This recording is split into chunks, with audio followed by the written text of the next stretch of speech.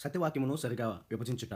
పరిశుద్ధ గ్రంథమైన బైబిల్ గ్రంథంలో నుంచి 2 తిమోతి పత్రిక 2వ అధ్యాయము 15వ వచనాన్ని మనం చదువుకున్నట్లయితే, దేవుని ఎదుట యోగ్యునిగాను సిగ్గుపడనక్కర్లేని పనివానిగాను సత్యవాక్యమును సరిగా విభజించువానిగాను నిన్ను నీవే దేవునికి కనపరుచుకున్నట్టుకు జాగ్రత్త పడుము.